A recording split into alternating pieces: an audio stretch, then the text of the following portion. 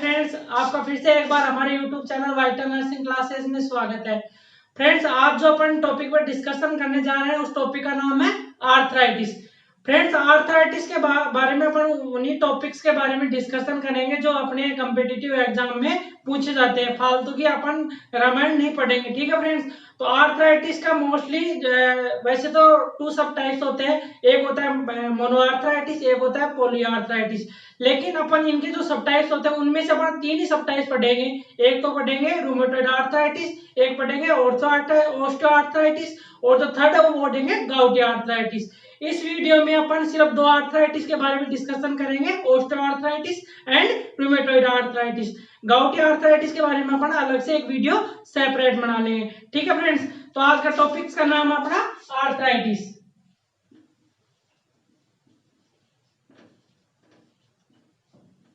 Arthritis, ठीक है friends. Arthritis का आपको पता होगा कि inflammation of the joints known as arthritis, यानी जो जॉइंट्स का जो इन्फ्लामेशन होता है ना उसको बोलते हैं आर्थराइटिस। फ्रेंड्स, आर्थराइटिस पे अपन डिस्कशन करने से पहले अपन एक जॉइंट की थोड़ी स्ट्रक्चर देख लेते हैं। उसी स्ट्रक्चर में एक बार आपको मैं थोड़ा सा समझा देता हूँ, ठीक है फ्रेंड्स। तो जॉइंट की स्ट्रक्चर देखते हैं।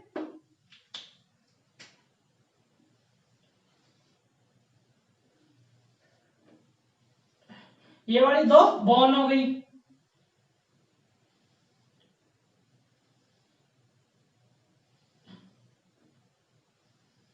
ये अपनी एक जॉइंट की स्ट्रक्चर हो गई। अब एक तो ये बोन हो गई और दूसरी ये बोन हो गई, ठीक है फ्रेंड्स। और इस जब ये बोन और ये बोन जहां जॉइंट में फ्यूज होती है उस वाली सरफेस, ये वाली सरफेस को बोलते हैं आर्टिकुलर कार्टिलेज। इस वाली सरफेस को बोलते हैं आर्टिकुलर आर्टिकुलर कार्टिलेज, ठीक है फ्रेंड्स। जो ये वाली मेम्ब्रेन होती है, जो साइनोवियल जो जॉइंट होता है उसमें जो ये मेम्ब्रेन होती है उसको बोलते हैं साइनोवियल मेम्ब्रेन। साइनोवियल मेम्ब्रेन, ये जो साइनोवियल ये जो कैविटी होती है उसको बोलते हैं साइनोवियल कैविटी, और इसके बीच में जो फ्लूइड होता है ना फ्रेंड्स उसको बोलते हैं साइनोवियल फ्लूइड। Synovial fluid. तो ये आप अपने मोटे तौर से जॉइंट की स्ट्रक्चर हो गई। क्या हो गई फ्रेंड्स? जॉइंट की स्ट्रक्चर। अब इसमें अपन देखते हैं दो आर्थराइटिस के बारे में अपन डिस्कशन करेंगे और उन्हीं टॉपिक्स के बारे में डिस्कशन करेंगे जो अपने एग्जाम में रिपीटेडली पूछे गए हैं, ठीक है फ्रेंड्स। तो एक तो पढ़ेंगे ऑस्टियोआर्थराइटिस, ऑस्टियो आर्थराइटिस, और जो सेकंड है वो पढ़ेंगे रूमेटॉइड आर्थराइटिस। रूमेटॉइड आर्थराइटिस, ठीक है फ्रेंड्स। अपन जो ऑस्टियोआर्थराइटिस है उनके बारे में और रूमेटॉइड आर्थराइटिस के बारे में एक बार अपन जॉइंट की स्ट्रक्चर में देख लेते हैं। ऑस्टियोआर्थराइटिस का मतलब होता है फ्रेंड्स जॉइंट की अगर डिजेनरेटिव डिजीज है, यानी जॉइंट्स की डिजेनरेटिव डिजीज होती है उसको बोलते हैं ऑस्टियोआर्थराइटिस। ऑस्टियोआर्थराइटिस क्या बोलते हैं? मोस्टली ऑस्टियोआर्थराइटिस में जो आर्टिकुलर जो कार्टिलेज होते हैं जहां बोन से बोन को फ्यूज करते हैं उस कार्टिलेज को बोलते हैं आर्टिकुलर कार्टिलेज। अब क्या होता है ऑस्टियोआर्थराइटिस में ये वाले कार्टिलेज का क्या हो जाता है? डिजेनरेशन, यानी इनका डिस्ट्रक्शन होने लग जाता है। तो इस प्रकार के आर्थराइटिस को बोलते हैं ऑस्टियोआर्थराइटिस, ठीक है फ्रेंड्स। सेकंड होती है रूमेटॉइड आर्थराइटिस। रूमेटॉइड आर्थराइटिस किसको बोलते हैं? यानी जॉइंट्स की अगर इंफ्लेमेटरी डिजीज है उसको बोलते हैं रूमेटॉइड आर्थराइटिस। यानी जो इसमें मोस्टली जो साइनोवियल मेम्ब्रेन होती है वो अफेक्टेड होती है, यानी ये जो साइनोवियल मेम्ब्रेन है ना वो अफेक्टेड होती है। इसका इन्फ्लेमेशन, यानी इसका इन्फ्लेमेशन होता है उसको बोलते हैं रूमेटॉइड आर्थराइटिस, ठीक है फ्रेंड्स। एक बार ऑस्टियोआर्थराइटिस मतलब जॉइंट की डिजेनरेटिव डिजीज, जॉइंट में किसकी? आर्टिकुलर कार्टिलेज की जो डिजेनरेटिव डिजीज होती है उसको बोलते हैं ऑस्टियोआर्थराइटिस। और मोस्टली जो साइनोवियल मेम्ब्रेन की अगर इन्फ्लेमेशन होता है तो उसको बोलते हैं रूमेटॉइड आर्थराइटिस, ठीक है फ्रेंड्स। तो अपन इनको दोनों को एक सेपरेट अपन कंपैरिजन करके पढ़ेंगे, ठीक है फ्रेंड्स।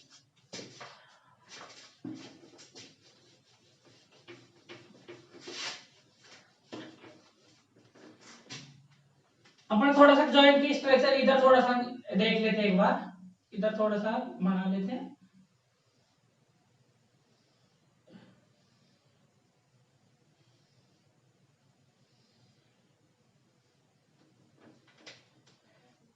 ये वाला थी वो तो थी आर्टिकुलर कार्टिलेज।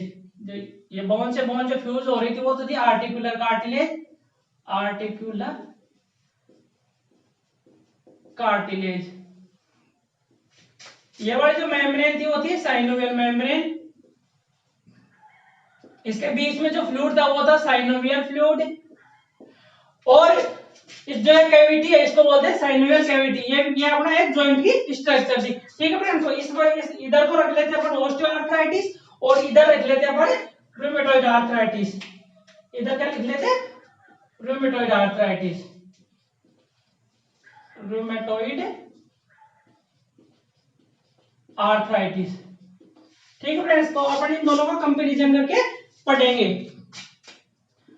अब मैंने आपको बताया था कि ऑस्टियोआर्थराइटिस मोस्टली क्या होती है, जोन की जो जॉइंट होती है उनकी क्या होती है, डिजेनरेटिव डिजीज होती है, तो उसको बोलते हैं ऑस्टियोआर्थराइटिस। ऑस्टियोआर्थराइटिस किसको बोलते हैं, ये जो आर्टिकुलर कार्टिलेज होता है ना ये वाला, अगर इसका जो डिजेनरेशन होने लग जाता है उसको बोलते हैं ऑस्टियोआर्थराइटिस। यानी जॉइंट की अगर डिजेनरेटिव डिजीज है उसको बोलते हैं ऑस्टियोआर्थराइटिस। इसकी डेफिनेशन हो जाएगी डिजेनरेटिव डिजीज ऑफ जॉइंट,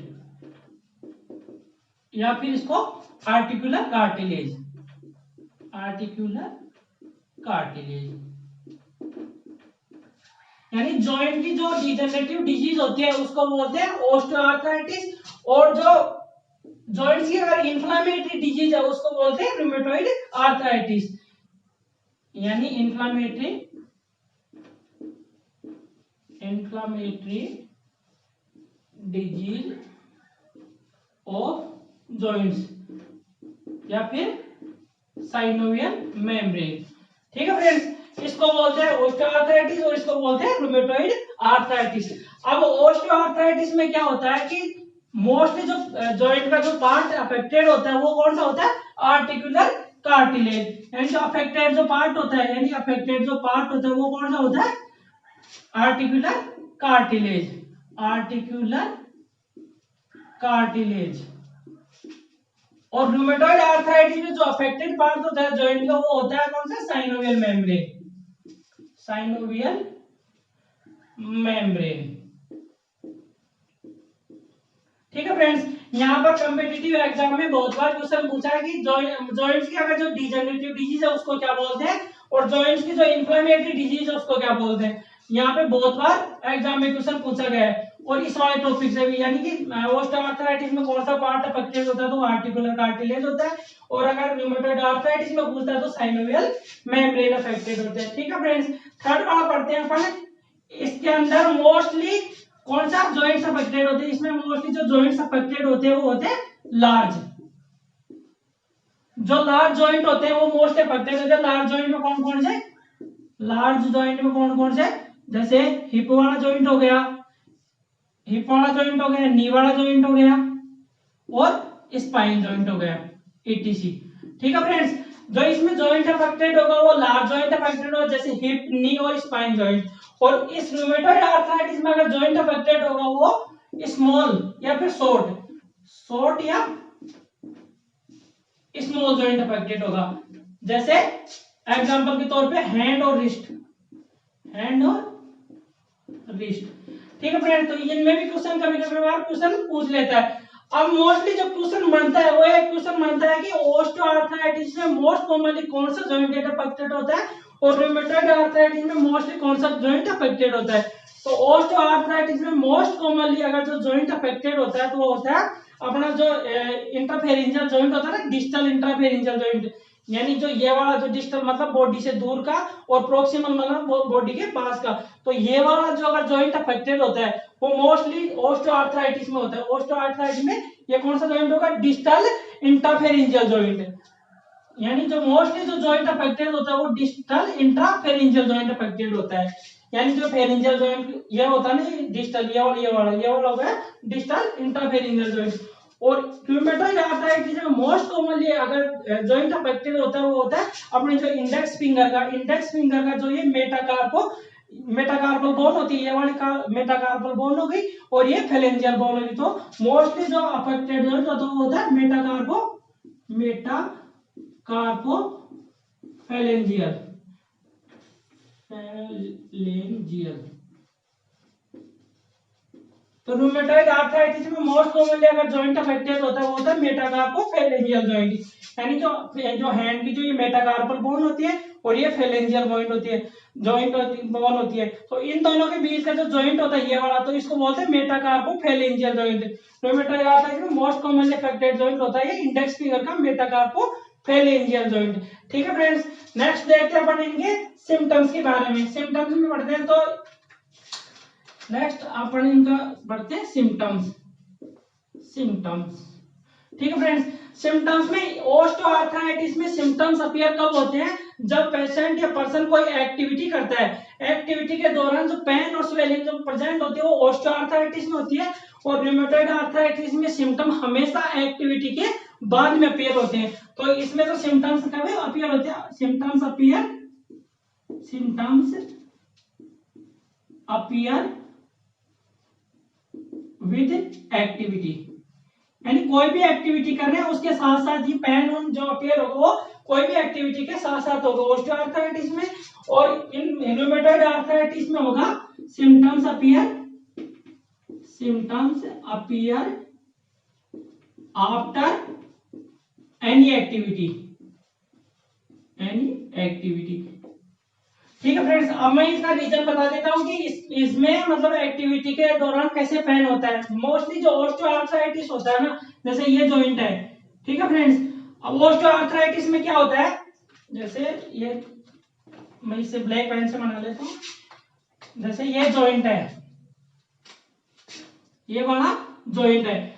अब इसमें क्या होता है कि जब ये यहाँ पे जॉइंट का डिस्ट्रक्शन होने होता है, यहाँ पे जो आर्टिकुलर जो कार्टिलेज का अगर डिस्ट्रक्शन होता है तो उसमें क्या बनता है? ओस्टियोफाइट का फॉर्मेशन होता है। किसका होता है फ्रेंड्स? ओस्टियोफाइट का। ओस्टियोफाइट क्या होती है? एबनॉर्मल बोनी ग्रोथ होने लग जाती है जॉइंट में, तो उसको बोलते हैं ओस्टियोफाइट। जब भी कोई पेशेंट एक्टिविटी करता है तो ये ओस्टियोफाइट जॉइंट के बीच में इनके ऊपर जो फ्रिक्शन लगता है उसकी वजह से पेन होता है। तो ओस्टियोआर्थराइटिस में कोई भी एक्टिविटी होती है उसके दौरान इसमें पेन होता है, जबकि उसमें नहीं होता। ठीक है फ्रेंड्स, अब इधर जो सिम्टम्स आते हैं तो उसको अपन एक क्राइटेरिया यूज लेते हैं, उसको बोलते हैं जॉनसन क्राइटेरिया। तो अपन जॉनसन क्राइटेरिया को अपन इधर डिस्कशन सेपरेट से डिस्कशन करते हैं। ठीक है फ्रेंड्स,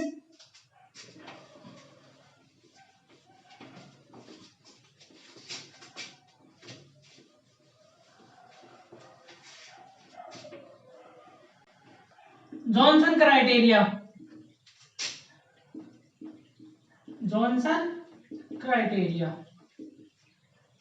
जॉनसन क्राइटेरिया पे फ्रेंड्स एग्जाम में जो कंपटीशन एग्जाम में बहुत बार क्वेश्चन बना है कि रूमेटॉइड आर्थराइटिस को डायग्नोसिस करने के लिए कौन सा क्राइटेरिया यूज लेते हैं, तो उस क्राइटेरिया का नाम है जॉनसन क्राइटेरिया। जॉनसन क्राइटेरिया में 7 जो सिम्टम्स होते हैं उसका ग्रुप होता है। अगर उन 7 सिम्टम्स में से मोर देन 4 सिम्टम्स अगर पेशेंट में प्रेजेंट हो रहे हैं तो उसको रूमेटॉइड आर्थराइटिस होता है। तो कितने? More than 4 symptoms. अगर पेशेंट में मोर देन 4 सिम्टम्स अगर प्रेजेंट है तो उसको रूमेटॉइड आर्थराइटिस 100% है। तो वो जो 7 सिम्टम्स है वो कौन कौन से फ्रेंड्स? फर्स्ट सिम्टम्स है मॉर्निंग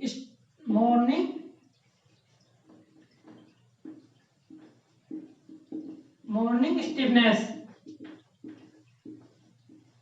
यानी जो अपन सुबह सुबह काम करते हैं या जो नाइट को काम करते हैं लेडीज, वो जब सुबह उठती है तो उसके जो हैंड जो रिस्ट का जो जॉइंट होता है उनमें स्टिफनेस पाई जाती है। सेकेंड जो सिम्टम्स है वो होता है इन्फ्लामेशन मोर देन 3 जॉइंट, यानी 3 जॉइंट्स, कोई सा 3 जॉइंट, हैंड का चाहे रिस्ट का चाहे स्पाइन कौन सा भी जो स्मॉल जॉइंट है उसमें मोर देन 3 जॉइंट में अगर इन्फ्लामेशन होना चाहिए। थर्ड है inflammation in hand and wrist joint. Third symptom है हैंड और जो रिस्ट का जॉइंट है उसमें इन्फ्लामेशन होना चाहिए। फोर्थ सिम्टम है सिमेट्रिकल इन्वॉल्वमेंट ऑफ जॉइंट्स, इसका मतलब होता है फ्रेंड्स, अगर एक हैंड्स में यहाँ पे इन्फ्लामेशन है तो दूसरे हैंड में यहाँ पे जो अपना इंटरफेरेंशियल जॉइंट है उस पे इन्फ्लामेशन होगा। सेकंड, अगर रिस्ट में इन्फ्लामेशन है तो इस रिस्ट में भी इन्फ्लामेशन होगा, यानी दोनों हैंड्स में दोनों तरफ सिमेट्रिकल इन्वॉल्वमेंट होगा। और फिफ्थ सिम्टम है प्रेजेंस ऑफ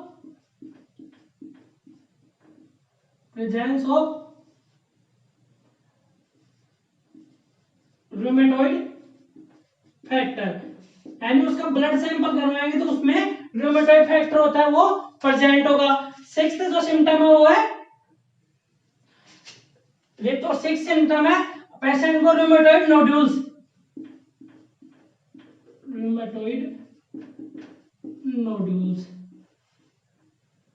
यानी रूमेटॉइड नोड्यूल्स का फॉर्मेशन मिलेगा। और जो सेवंथ और लास्ट जो सिम्टम है वो होता है एक्सरे, जो एक्सरे करवाएंगे, एक्सरे में जो फाइंडिंग होगी एक्सरे में वो पेनस फॉर्मेशन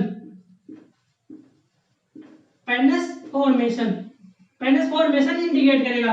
फ्रेंड्स, जो अपन ये जो 7 सिम्टम्स होते हैं इनमें से अगर पेशेंट में मोर देन 4 सिम्टम्स अगर प्रेजेंट है तो उसको रूमेटॉइड आर्थराइटिस डायग्नोसिस होता है।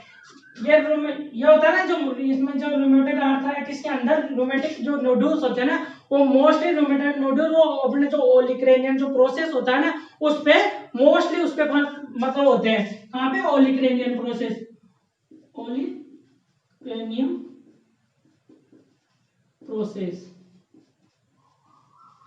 यानी जो रूमेटॉइड आर्थराइटिस के अंदर जो मोस्टली जो नोड्यूल्स का फॉर्मेशन होता है वो ओलिक्रेनियन जो प्रोसेस होता है ना अपने एल्बो वाला, उस पे उनका मोस्ट फाइंडिंग होती है। ठीक है फ्रेंड्स, अब दो टर्म देखते हैं। ओस्टोफाइट तो अपन यहाँ पे समझ लिया था कि ओस्टोफाइट क्या होता है। एक होता है पेनस फॉर्मेशन। एक्सरे में जो पेनस फॉर्मेशन का मतलब होता है जैसे ये जॉइंट है, ठीक है फ्रेंड्स, और ये अपनी साइनोवियल मेम्ब्रेन है, और ये अपना आर्टिकुलर कार्टिलेज है। यानी जो रूमेटॉइड आर्थराइटिस होता है उसमें जो ये जो रूमेटॉइड आर्थराइटिस में जो साइनोवियल मेम्ब्रेन है ना, ये वाली तो इस साइनोवियल मेम्ब्रेन में क्या करता है, फाइब्रोवास्कुलर जो लेयर को फॉर्मेशन करने लग जाती है। किसका? एक फाइब्रोवास्कुलर लेयर यहाँ पे फॉर्मेशन करने लग जाती है यहाँ पे, तो उसका फॉर्मेशन को उसको बोलते हैं पेनस फॉर्मेशन। ये एक्सरे फाइंडिंग होती है, यानी रूमेटॉइड आर्थराइटिस में तो पेनस का फॉर्मेशन इंडिकेट होगा, और इस ओस्टियोआर्थराइटिस में अपन जो ये ओस्टियोफाइट होता है ना उसका फॉर्मेशन होगा। तो ये मोस्टली इन दोनों में डिफरेंशिएटेड था। ठीक है फ्रेंड्स, तो नेक्स्ट अपन देखते हैं क्या,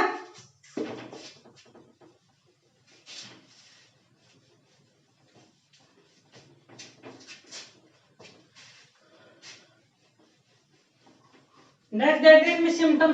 इसमें तो ओस्टियोआर्थराइटिस में नो सिस्टमैटिक इन्वॉल्वमेंट। इसमें तो सिस्टमैटिक इन्वॉल्वमेंट नहीं होता, कि जरूरी नहीं कि हर सिस्टम बॉडी सिस्टम को अफेक्ट करे, और इसमें मोस्टली सिस्टमैटिक इन्वॉल्वमेंट होता है। सिस्टमैटिक इन्वॉल्वमेंट मोस्टली कौन कौन से सिस्टम? हार्ट, स्किन और arteries.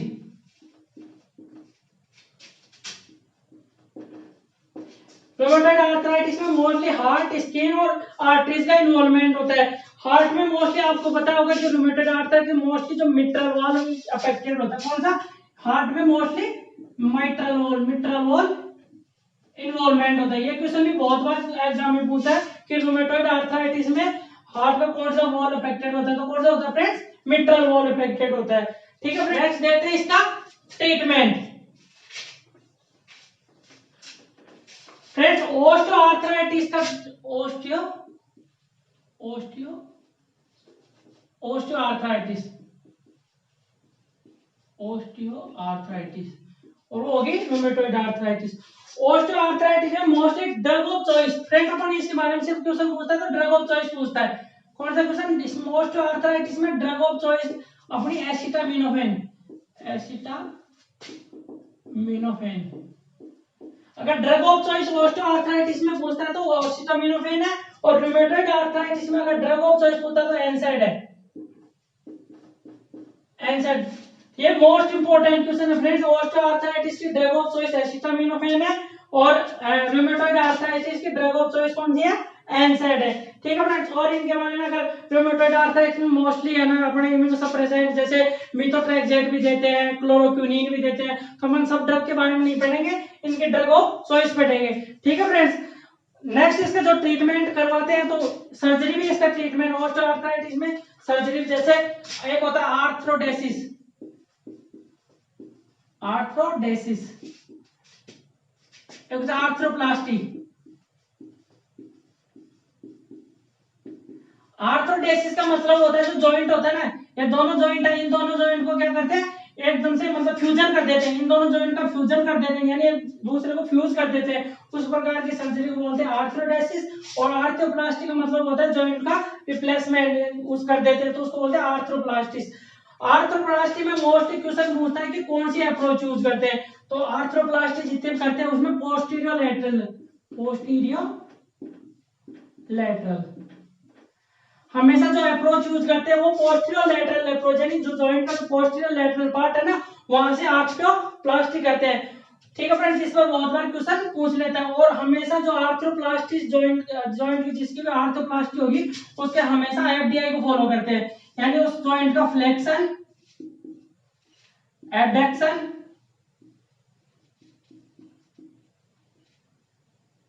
Adduction and internal rotation, internal rotation.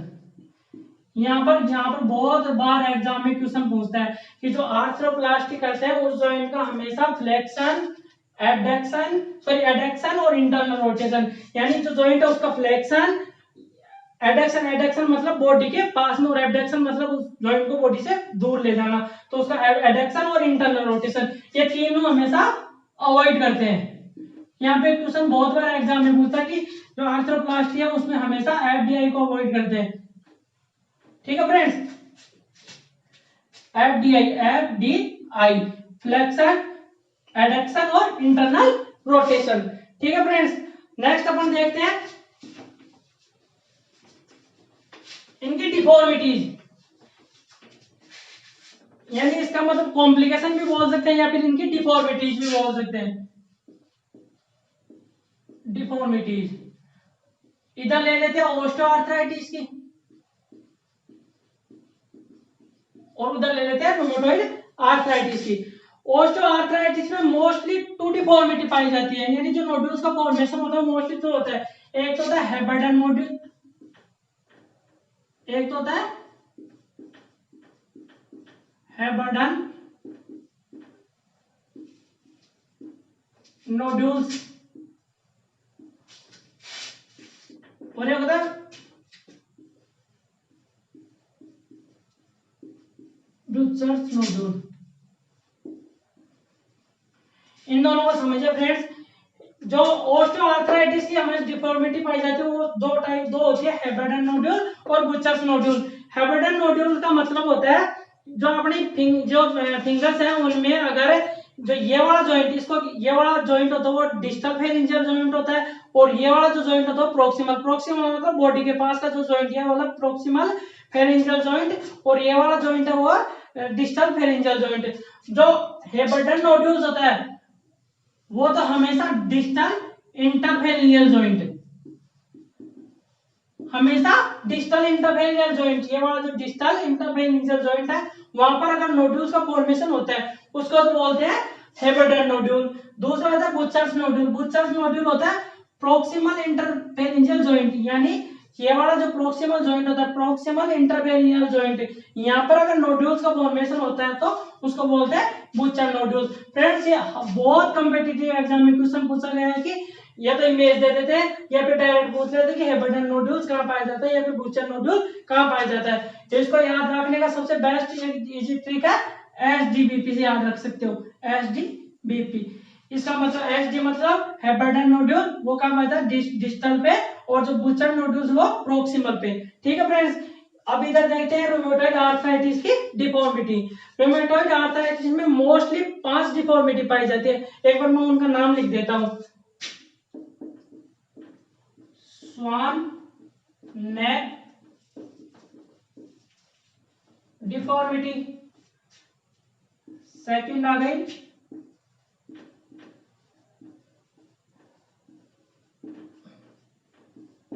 बुटेनर deformity,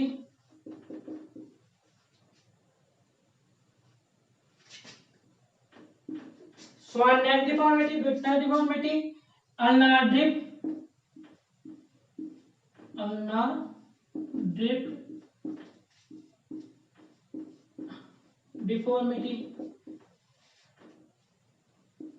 fourth hallux valgus, और जो फिफ्थ आ गई वो हेमरटॉइड।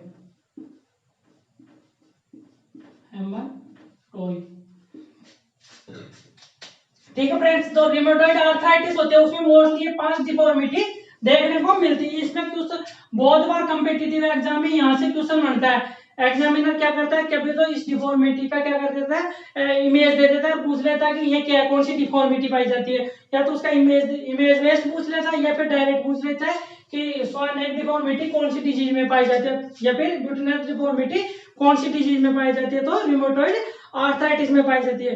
तो मैं इनको एक बार फ्रेंड्स एक बार थोड़ा सा समझा देता हूँ। स्वान नेक डिफॉर्मिटी क्या होती है, जो अपना डिस्टल जो जॉइंट होता है, मैं एक बार इनको समझा देता हूँ। डिस्टल जो फिंगर है, डिस्टल इंट्राफेरेंजियल जॉइंट होता है, इसका तो फ्लेक्शन होगा। ये वाला जॉइंट है ना डिस्टल, इसका तो फ्लेक्शन होगा। और जो प्रोक्सिमल जो इंटरफेरेंजियल जॉइंट है, इसका एक्सटेंशन होगा, इन हाइपर एक्सटेंशन होगा। तो इस प्रकार की डिफॉर्मिटी को बोलते हैं स्वान नेक डिफॉर्मिटी। यानी जो डिस्टल जो इंटरफेरेंजियल जॉइंट है, इसका तो फ्लेक्शन होगा, ऐसे फ्लेक्शन होगा, और इसका होना वो एक्सटेंशन होगा। यूं में इसको मोड़ नहीं सकता, ऐसे मुड़ेगा। यानी कि जो ये अपनी फिंगर है,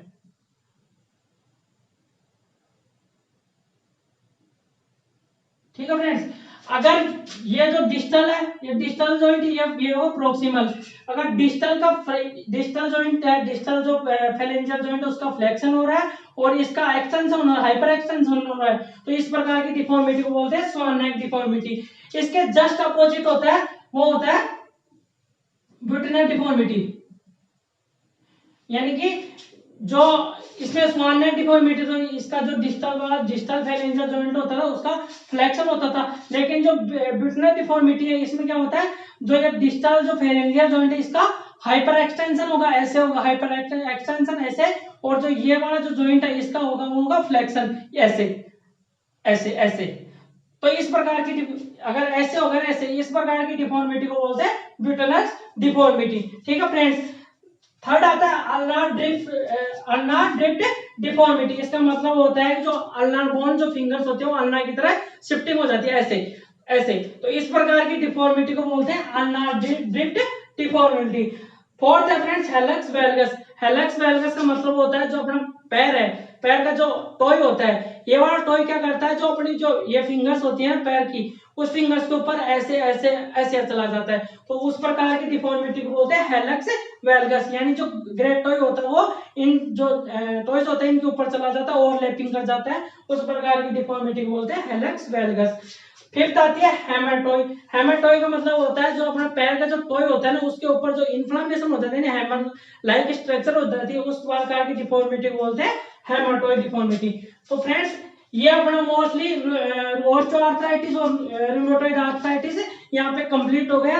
और मैं आपको यकीन दिलाता हूँ कि अगर इनसे क्वेश्चन बनता है तो इनसे बाहर कहीं से भी क्वेश्चन नहीं आएगा। तो फ्रेंड्स वीडियो को कंप्लीटली देखना, और आपको अच्छा लगे तो फ्रेंड्स दोस्तों के साथ जरूर शेयर करना, और प्लीज चैनल को जरूर सब्सक्राइब करना। Thank you.